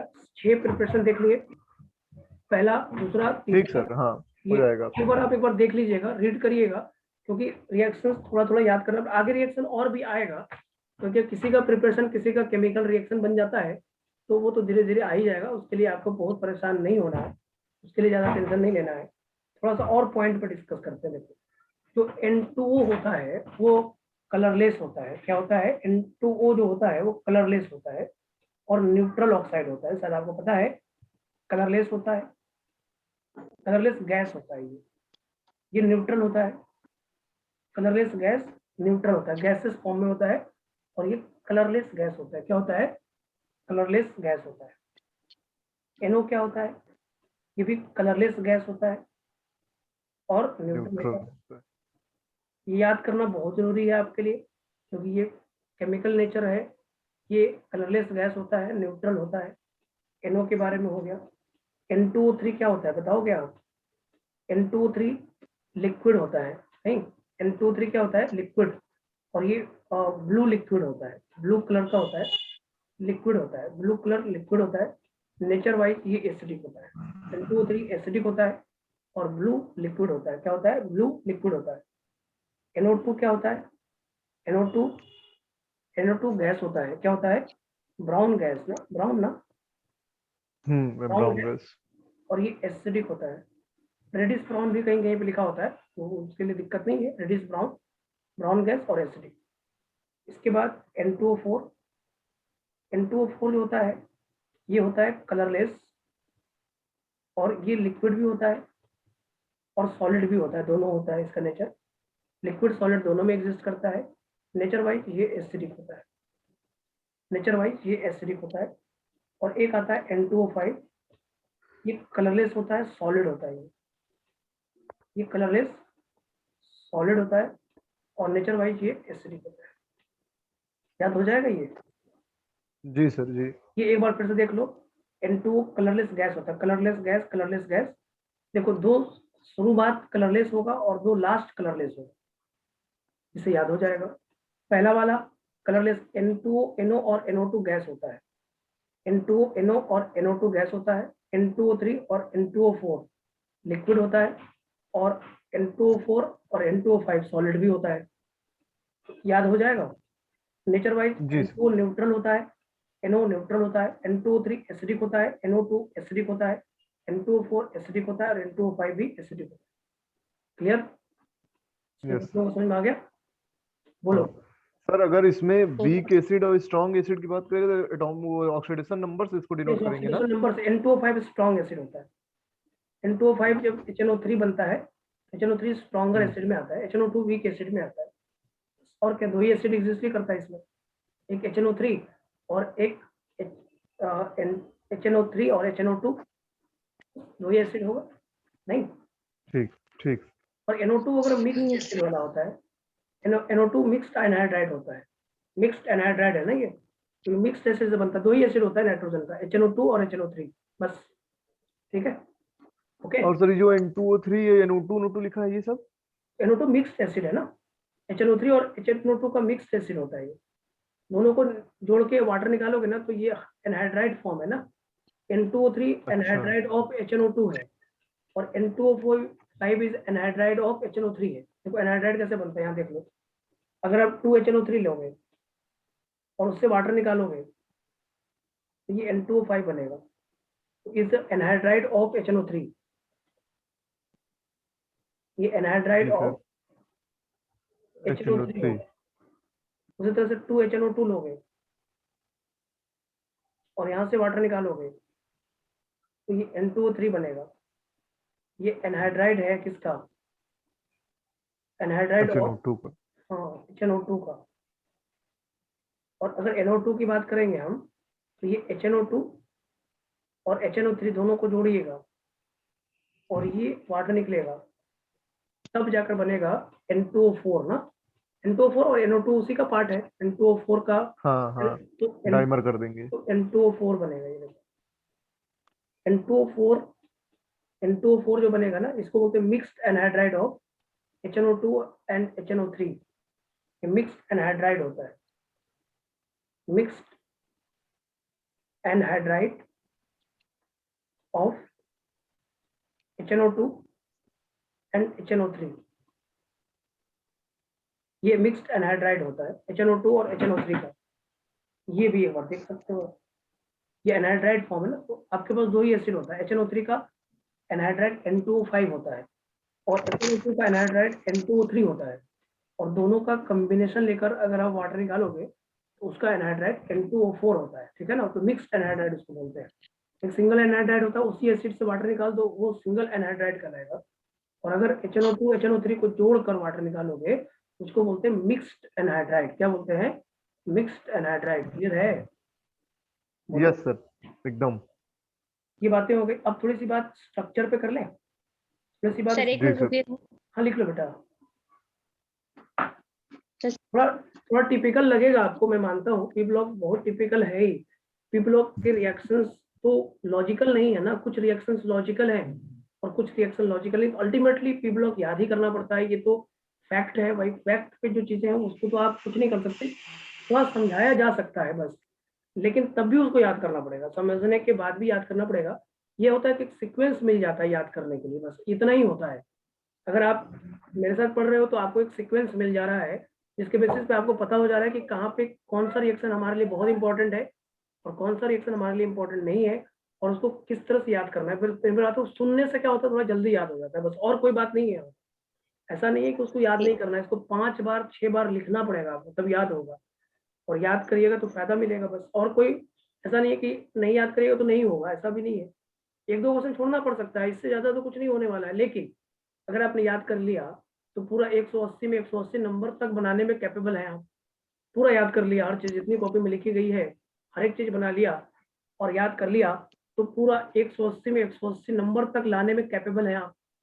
क्योंकि आप खुद सोचिए, अगर 720 पे 720 नंबर किसी बच्चे का आया है तो इसका मतलब उसको केमिस्ट्री में पूरा नंबर आया होगा, इसका मतलब उसने सभी चीजों को याद किया ही होगा, रटा जरूर होगा, बिना रटे तो काम नहीं चलता है, रटना तो पड़ेगा ही पड़ेगा, उसका तो दूसरा कोई उपाय ही नहीं है कि आप बिना रटे सब कुछ कर लीजिएगा, ऐसा हो ही नहीं सकता। और पी ब्लॉक तो ऐसी चीज है जहाँ पे आपको थोड़ा याद करना ही पड़ता है, क्योंकि क्वेश्चन उसी से डायरेक्ट होता है। अब जैसे कोई भी क्वेश्चन पूछ देगा, जैसे N2O है, अब NH4NO3 को हिट करने से N2O बनता है, ये बिना याद किए बन जाएगा किसी से, कैसे लॉजिक लगाएगा बताओ, कौन सा लॉजिक है इसमें कि NH4NO3 को हिट करने से N2O बनता है, कौन सा हिट ये लॉजिक है कि अमोनियम डाइक्रोमेट को हिट करने से N2 बनता है, लॉजिक है? ये लॉजिक ही नहीं है इसका कि NH4 ट्वाइस Cr2O7 को हिट करने से N2 गैस बनता है, कौन सा लॉजिक लगाएगा कोई आदमी?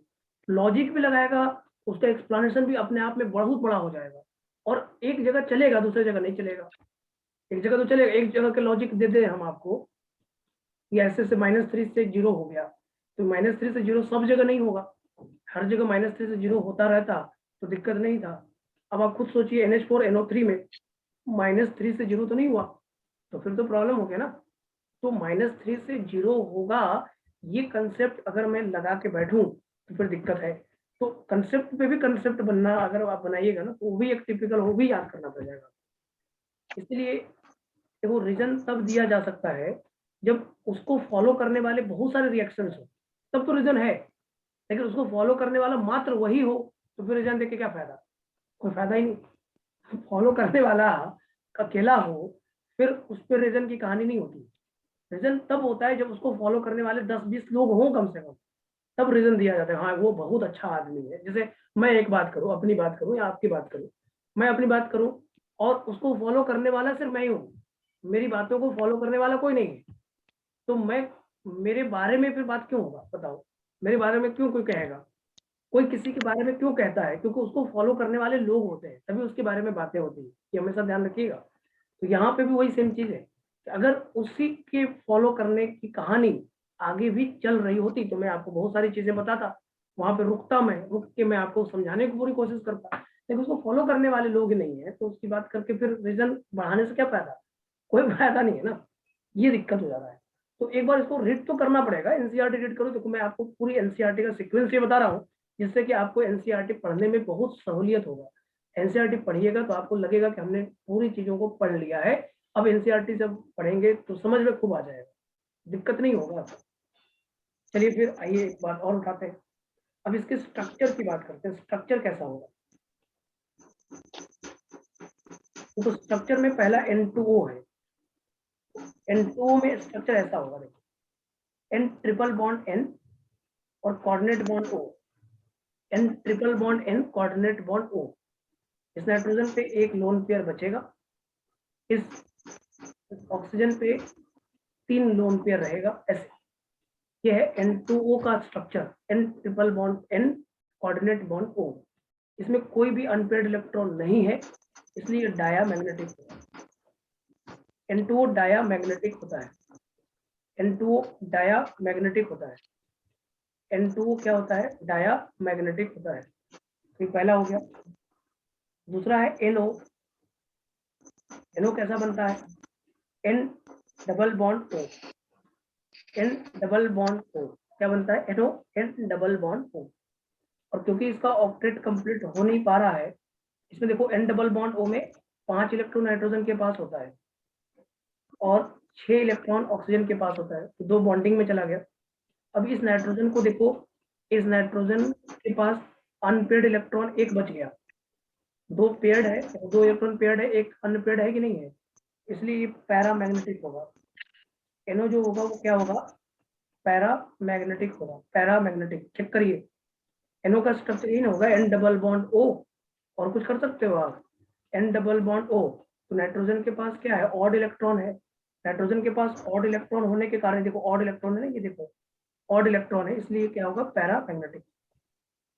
तीसरा आता है N2O3, ये सभी स्ट्रक्चर एक बार याद भी करना पड़ेगा, आपको देखना पड़ेगा, मतलब N2O3 का स्ट्रक्चर पहले भी बताया जा चुका है, double bond O, coordinate bond O और साथ में डबल बॉन्ड O, तो यहाँ पे नाइट्रोजन पे एक लोन पेयर रहेगा, क्योंकि इसमें कोई अनपेयर्ड इलेक्ट्रॉन नहीं है, इसलिए ये डायामैग्नेटिक हो, N2O3 डायामैग्नेटिक होता है।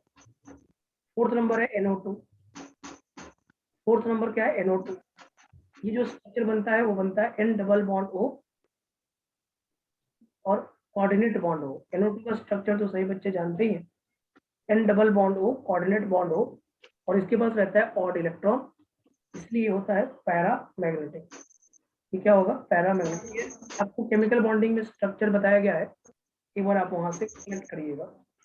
N2O4, N2O4 का स्ट्रक्चर क्या होगा, N single bond N double bond O coordinate bond O, double bond O coordinate bond O, कोई भी यहाँ पे लोन पेयर अनपेयर्ड इलेक्ट्रॉन नहीं है, इसलिए ये डायामैग्नेटिक होगा, डायामैग्नेटिक होगा। और 6 नंबर आता है N2O5, इसके भी स्ट्रक्चर बताया गया, एक बहुत बार एग्जाम में आया हुआ है कि N2O3, N2O4 और N2O5 में NN बॉन्ड किस में होता है, NN बॉन्ड, N2O3 और N2O4 में NN बॉन्ड होता है और N2O5 में NON बॉन्ड होता है, डबल बॉन्ड हो, कोऑर्डिनेट बॉन्ड हो, डबल बॉन्ड हो, कोऑर्डिनेट बॉन्ड हो, ये भी डायमैग्नेटिक होता है। ये स्ट्रक्चर आपको पहले से पता है, एक बार आप चेक कर लीजिए, अगर आपको कहीं पे डाउटफुल लगता है तो आप हमसे पूछ सकते हैं। ये 6 स्ट्रक्चर्स आपको मैंने दिया है, और जहाँ पे अनपेयर्ड इलेक्ट्रॉन था वो paramagnetic, NO paramagnetic, NO2 paramagnetic है, N2O डायामैग्नेटिक। ये भी क्वेश्चन हो सकता है, ये भी एनसीईआरटी में मेंशन है, पैरा डाया पूरा मेंशन है, पूरे स्ट्रक्चर्स मेंशन है, इसलिए तो बार बार क्वेश्चन में आता रहा है कि N2O3 में इनमें से 3 वो जरूर देता है, N2O3, N2O4 और N2O5। पूछता है किसमें NN बॉन्ड है, किसमें NN बॉन्ड है। ये जेईई मेन में 2 बार आ चुका है, आपके मेडिकल के एग्जाम में भी आया हुआ है कि N2O3, N2O4 और N2O5 में किसमें NN बॉन्ड प्रेजेंट है। तो आंसर है N2O3 और N2O4। N2O5 में NON बॉन्ड प्रेजेंट है, NN बॉन्ड नहीं है, NON बॉन्ड प्रेजेंट है। तो N2O5, N2O3 और N2O4, N2O3 में NN बॉन्ड होता है, N2O4 में भी NN बॉन्ड होता है। एक बार आप सबको चेक कर लीजिए, अगर आपको किसी को डाउट लगता हो तो आप हमसे पूछ सकते हैं। बोलिए। ठीक है सर, ठीक है, कोई दिक्कत नहीं। ये स्ट्रक्चर्स क्लियर है? स्ट्रक्चर्स में जी। याद कर लीजिएगा जरूर, Yes, sir. ये स्ट्रक्चर तो याद कर ही लेना चाहिए बच्चा को।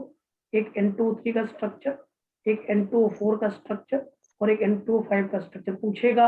उम्मीद आप कर सकते हो कि शायद इसी बार मेडिकल में यही क्वेश्चन आ जाए, जिसमें आपसे ये पूछा जाए कि NN बॉन्ड किसमें प्रेजेंट है और किसमें एब्सेंट है। ऐसे ही क्वेश्चन पूछे जाए तो ये भी आप एक बार देख सकते हैं। पूरी बातें हमने ऑक्साइड्स ऑफ नाइट्रोजन की करी है। आप एनसीईआरटी में जब देखेंगे तो लगभग आपको इतने ही पॉइंट्स मिलेगा, इतने ही पॉइंट्स मिलेगा एनसीईआरटी में ऑक्साइड्स ऑफ नाइट्रोजन से। हमने पूरी प्रिपरेशन की कहानी कही, हमने उसका सॉलिड किस फॉर्म में वो एग्जिस्ट करता है, फिजिकल स्टेट की बात करी, उसका केमिकल नेचर भी बताया मैंने, केमिकल नेचर हुआ, फिजिकल स्टेट बताया मैंने, फिर आपको मैंने स्ट्रक्चर भी बताया और उस स्ट्रक्चर के बेसिस पे मैंने मैग्नेटिक प्रॉपर्टीज भी बताया। उस स्ट्रक्चर के बेसिस पे मैंने आपको मैग्नेटिक प्रॉपर्टीज भी बताया, कौन पैरा होगा, कौन डाया होगा और कैसे हम उसे जज करेंगे। ये सभी चीजें मैंने आपको डिटेल में बताया है। तो आप एक बार एनसीईआरटी रीड करें ऑक्साइड्स ऑफ नाइट्रोजन का, तो आपको बहुत मजा आएगा, क्योंकि आपको हर एक चीजें वहां पे समझ में आएगा। बोलो, ठीक है? सही है सर। क्लियर है? अब इसके बाद एक जी छोटा सर। सा पॉइंट पहले थोड़ा मुझे और बताना चाहिए था अमोनिया के लिए, क्योंकि वो क्वेश्चन आता है आपके मॉड्यूल में है। अमोनिया के लिए एक छोटा सा पॉइंट छूट गया है, तो यहीं पे नोट करके लिख देते हैं। फिर हम उसके बाद हम ऑक्सी एसिड्स ऑफ नाइट्रोजन की बात करेंगे। उसमें 2 पढ़ना है, आपके एनसीईआरटी में 1 दिया है, मैं 2 पढ़ाऊंगा आपको। एक नाइट्रस एसिड भी पढ़ाऊंगा, एक नाइट्रिक एसिड भी पढ़ाऊंगा। आपके एनसीईआरटी में सिर्फ नाइट्रिक एसिड दिया है और हम आपको 2 पढ़ाएंगे, एक नाइट्रस एसिड और एक नाइट्रिक एसिड भी पढ़ाएंगे, दोनों पढ़ा देंगे। और नाइट्रिक एसिड बहुत इंपॉर्टेंट है, क्योंकि नाइट्रिक एसिड का ही क्वेश्चन आएगा। मान लो अगर नाइट्रोजन फैमिली से क्वेश्चन आया और कोई क्वेश्चन आया तो हमें पूरा उम्मीद है कि नाइट्रिक एसिड आएगा। तो मैं आपको इंपॉर्टेंट पार्ट बता दूंगा, अगर आप रिस्क लेना चाहें तो मैं जितना इंपॉर्टेंट बोलूंगा उतना ही पढ़ के जाना बस, और आप छोड़ना चाहो छोड़ देना। जितना मैं इंपॉर्टेंट बोलूंगा उन्हें जरूर आप हाईलाइट करके पढ़ लीजिएगा। उसके अलावा आप रिस्क ले सकते हैं। देखो, रिस्क बहुत नहीं होगा, बहुत होगा तो एक क्वेश्चन का रिस्क हो, बहुत होगा तो एक क्वेश्चन का रिस्क होगा। अगर मैंने जितना इंपॉर्टेंट लिखा है उतना आपने पढ़ लिया तो रिस्क होगा तो एक का होगा, और हो सकता है ना ही हो सकता है ना हो, रिस्क हो ही ना। मतलब आपके जो क्वेश्चंस मैंने जो इंपॉर्टेंट लिखा है वही आए, ऐसा भी पॉसिबल है, क्योंकि हर चीज नहीं पढ़ा जा सकता। और एनसीईआरटी तो पूरी तरह से रीड करना है, और एनसीईआरटी की पूरी चीजें मैं लिख रहा हूँ, उससे थोड़ा एक्स्ट्रा लिख रहा हूँ। तो अगर आप एक्स्ट्रा छोड़ना चाहे छोड़ दीजिए, एनसीईआरटी मत छोड़िएगा, ये जरूर कर लीजिएगा, इससे फायदा मिलेगा आपको। फिर एक पॉइंट छूट गया था, उसको लिखवा देते हैं।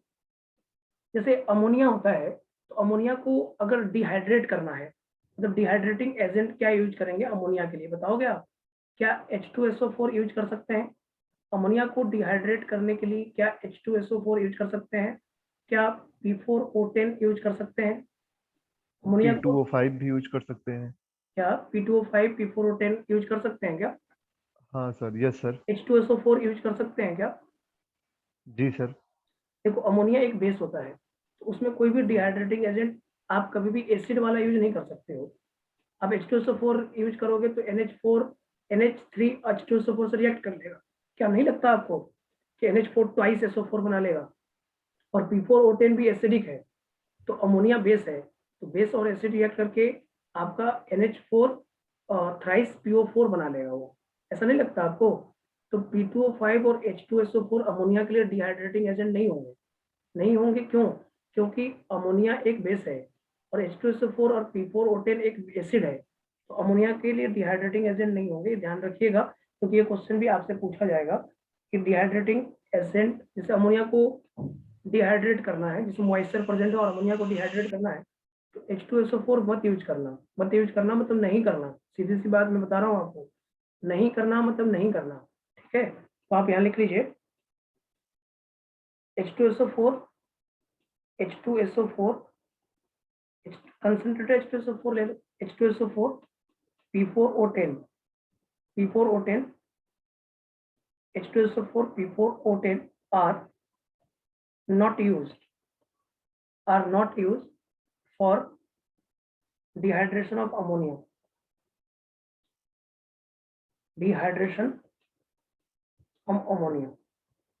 मतलब अमोनिया के केस में ये डिहाइड्रेटिंग एजेंट नहीं होते, ऐसे लिख लो। और करके लिख लो H2SO4 and P4O10 are not dehydrating agent in the case of ammonia। ठीक है, ऐसे लिख लो, ये ज्यादा अच्छा लैंग्वेज लगेगा।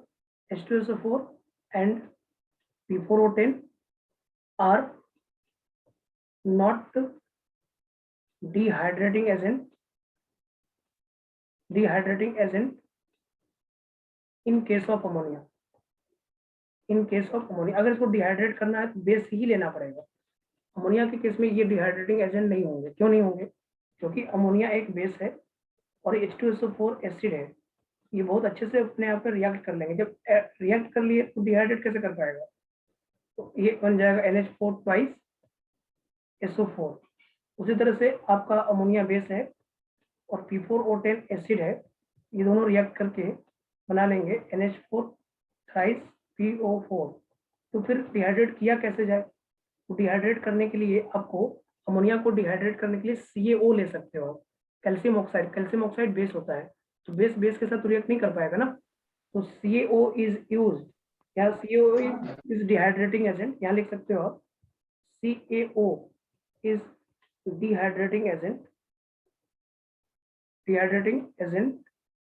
CaO is dehydrating agent in case of NH3 के केस में CaO डिहाइड्रेटिंग एजेंट होगा। ऐसा क्यों? क्योंकि अमोनिया भी बेस है और CaO भी बेस है, दो बेस एक दूसरे से रिएक्ट नहीं कर पाएंगे, तो दोनों रिएक्ट नहीं कर पाएंगे, इसीलिए ये डिहाइड्रेट कर सकता है। तो CaO is dehydrating agent in the case of ammonia. ये भी क्वेश्चन आपके मॉड्यूल में था, यहाँ पे छूट गया था, वहाँ पे प्रॉपर्टीज में ही बताना चाहिए था लेकिन वो याद नहीं रहा, इसलिए इसको एक्स्ट्रा लिख करके आप कर लीजिएगा। यहाँ पे अमोनिया को तो डिहाइड्रेटिंग का नाम उसके ऊपर आया था, मुझे याद आ गया कि डिहाइड्रेटिंग वाला तो वहाँ छूट गया है। तो अमोनिया को डिहाइड्रेट कभी भी H2SO4 और P4O10 से नहीं कर पाओगे। क्यों नहीं कर पाओगे? क्योंकि अमोनिया बेस है और H2SO4 एसिड है, तो ये खूब अच्छे से रिएक्ट कर पाएंगे, और अच्छे से रिएक्ट कर गए तो फिर आप डिहाइड्रेट नहीं कर पाओगे। तो डिहाइड्रेटिंग एजेंट कौन होगा? CaO होगा, क्योंकि CaO क्या है? बेस है, और CaO अगर बेस है तो अमोनिया को आप डिहाइड्रेट कर सकते हो, क्योंकि दो बेस आपस में रिएक्ट तो नहीं करेंगे ना। बोलो सर, ये कह सकते हैं कि मतलब कि डिहाइड्रेट के लिए क्या कहते हैं, बेस है तो बेस की ही जरूरत पड़ेगी, मतलब एसिड मतलब उसका सही अपोजिट बात नहीं है, कर सकते हैं। सही बात है, ये होना ही चाहिए। आप ये तो कर ही सकते हो, आप ये आप कह सकते हो, इसमें कोई दिक्कत नहीं है, ये आप कह सकते हो। लेकिन आप खुद सोचिए, वो रिएक्ट कर जा रहा है, अगर आप किसी से रिएक्ट कर जी जा रहा सर। है तो फिर आप नहीं कर सकते। जैसे आप ये लैंग्वेज तो कह रहे हो आप, वो बहुत तो सही नहीं है, लेकिन वो नहीं कहना चाहिए, मेरे हिसाब से नहीं कहना चाहिए आपको, क्योंकि इसके पहले फिर आप कह सकते थे कि HNO3 हमने लिया था और उसके साथ P4O10 डिहाइड्रेटिंग लिया था, अगर याद हो आपको तो। हाँ सर, हाँ। तो दोनों +5 ऑक्सीडेशन स्टेट पे था, दोनों HNO3 भी +5 ऑक्सीडेशन स्टेट पे था और P4O10 भी +5 ऑक्सीडेशन स्टेट पे था। ऐसे दोनों आपस में रिएक्ट नहीं कर पाएंगे, दो एसिड आपस में रिएक्ट नहीं कर पाएंगे। दो एसिड, वैसे आप कह सकते हो, ऐसा कोई गलत नहीं है, ऐसे आपका कहना गलत नहीं है कि अगर हम बेस के साथ बेस ले लें तो वो डिहाइड्रेट करा सकता है, एसिड के साथ एसिड ले लें तो वो डिहाइड्रेट करा सकता है, तो ये आप कह सकते हो, इसमें कोई गलत नहीं है।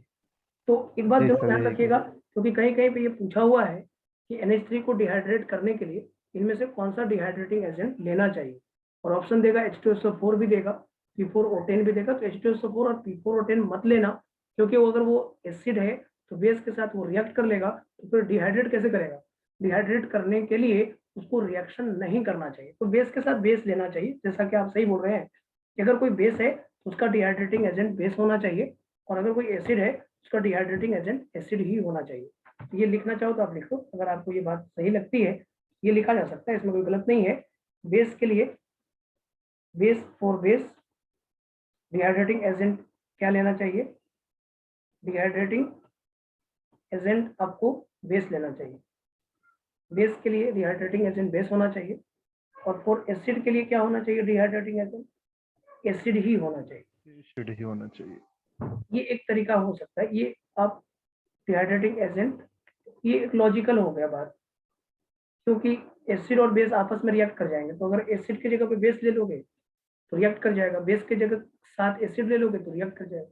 ये कुछ बातें हैं। अब नेक्स्ट क्लास में बात करेंगे oxy acids of hydrogen. Sir कल तो ऑर्गेनिक पढ़ेंगे ना सर हम लोग? हाँ, कल ऑर्गेनिक पढ़ लेना, रिएक्शन मैकेनिज्म पढ़ेंगे ना कल। हाँ सर हाँ। और आपका डिस्कशन हो गया था पूरा ऑर्गेनिक वाला लगभग, थोड़ा बात। पार्ट 2 हाँ, सर अभी बचा है तो पार्ट 2 बचा है ना पूरा। पार्ट 2 बचा है, तो कल डिस्कस करवा लीजिए। एक्सरसाइज 2 का ही बचा होगा, एक्सरसाइज 2 बचा होगा तो आप लोग बना हाँ। लीजिए और कल की क्लास में डिस्कस करा लीजिए। तो कल डिस्कस कर देंगे और कल डिस्कशन भी कर देंगे और साथ में आगे बढ़ा भी देंगे, रिएक्शन मैकेनिज्म शुरू कर देंगे। रिएक्शन जी मैकेनिज्म सर जी। सीधे हम SN1 SN2 वाला शुरू करेंगे, सीधे वही सही रहेगा। हाँ सर। पहले रिएक्शन मैकेनिज्म वही पढ़ा देंगे, फिर आपका हाइड्रोकार्बन वाला आ जाएगा, SN1 SN2 E1 E2 E1 से भी ये पूरा पढ़ा देंगे एक साथ, ठीक है। जी सर जी। कल डिस्कशन के साथ आगे बढ़ेंगे और इसको आप एक बार पढ़ लीजिएगा। देखो इंपॉर्टेंट रिएक्शन है सब, नाइट्रोजन फैमिली इंपॉर्टेंट है। और देखो जो थोड़ा दिक्कत आएगा नाइट्रोजन फैमिली में ही थोड़ी दिक्कत आती है, ऑक्सीजन फैमिली में। उसके बाद हेलोजन और इनर्ट गैस जो है ना वो आसान पड़ता है, उसका लॉजिक आता है अपने पास। इनर्ट गैस बहुत आसान है, सबसे आसान इनर्ट गैस ही है, क्योंकि इनर्ट गैस में सिर्फ एक ही कंपाउंड पढ़ने हैं जिनॉन के, और वही पूछता भी है। तो इनर्ट गैस तो बहुत आसान पड़ेगा। जो दिक्कत होगा भी आपको तो थोड़ा नाइट्रोजन फैमिली में हो, तो नाइट्रोजन फैमिली में थोड़ा ज्यादा रिएक्शन गिवन है, और थोड़ा सा ऑक्सीजन फैमिली में भी होगा, ऑक्सीजन फैमिली में भी थोड़ा रिएक्शन गिवन है। तो नाइट्रोजन फैमिली और ऑक्सीजन फैमिली में दिक्कत होगा थोड़ा सा, लेकिन आपको जितना मैंने इंपॉर्टेंट लिखा है उतना आप पढ़ लीजिएगा तो काम हो जाएगा आपका, ठीक है। Okay sir, thank you sir. चलिए फिर ओके नेक्स्ट क्लास सर, मिलते हैं। Thank you sir. Thank you sir. Thank you sir. Thank you बेटा। Thank you sir. ओके बेटा।